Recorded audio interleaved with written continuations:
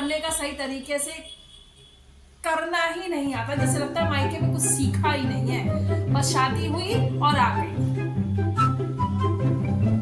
माँ जी, मैंने सब कुछ सीखने की कोशिश की है। क्या सीखा है और सीखने से क्या होता है? मायके से क्या लाई हो यह भी तो देखना होता है।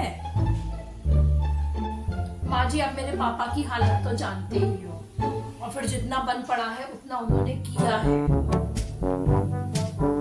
मौरानी मुझे मत बता, हालत तो सबकी ही बिगड़ी होती है जब बेटी की शादी होती है, पर इज्जत भी कुछ होती है कि नहीं होती है? जानों के सामने दिखाना पड़ता है, वो भी होता है। शर्मा जी की बहू को देखा है? Washing machine, fridge, car, sofa, पूरा सेट सब लेकर आई है। सुनो जी, मुझे समझ में नहीं आता, इतना मम्मी बोलती रहती हैं, आप कुछ बोलते क्यों नहीं उनको? यार तू समझा कर, माँ है मेरी वो, मैं कैसे बोल दूं? अरे माँ, मैं भी तो किसी की बेटी हूँ, दीदी भी तो इस घर की बेटी हैं, उनको भी अगर बोला जाए तो? बहू, तेरे मायके से तो कुछ आया नहीं, और तो और एक जिम्मेदारी के रूप में तुझे भेज दिया हमें। माँ जी, मैं जिम्मेदारी नहीं हूं, मुझे जिम्मेदारी मत बोलो, मैं भी एक इंसान हूँ। आजकल की लड़कियों को सिर्फ बराबरी चाहिए, लाने के लिए कुछ नहीं है, लाने में नहीं बराबरी करती हैं दूसरी बहुओं से।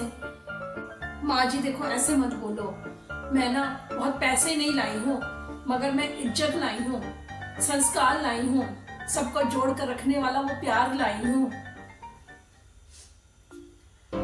जी, मैं मायके से ना सोना चांदी नहीं लाई हूँ, मगर खुददारी लाई हूँ, और अगर ये कम है तो सोच लीजिए आपकी सोच बहुत गरीब है, मैं नहीं। मैं आप लोगों से पूछना चाहती हूँ, क्या लड़की की इज्जत उसके मायके से लाए हुए सामान से होती है, उसके दिल से नहीं होती है? कमेंट्स में जरूर बताना। शादी के बाद की सबसे बड़ी सच्चाई, बहू को इंसान बनने में साल लग जाते हैं और लोगों को समझने में उम्र लग जाती है। आपको ये हमारा शादी के बाद की सच्चाई का दूसरा पार्ट कैसा लगा, कमेंट्स में जरूर बताना, शेयर करना और सब्सक्राइब करना मत भूलना। प्यारे प्यारे कमेंट्स तो एकदम भी मत भूलना।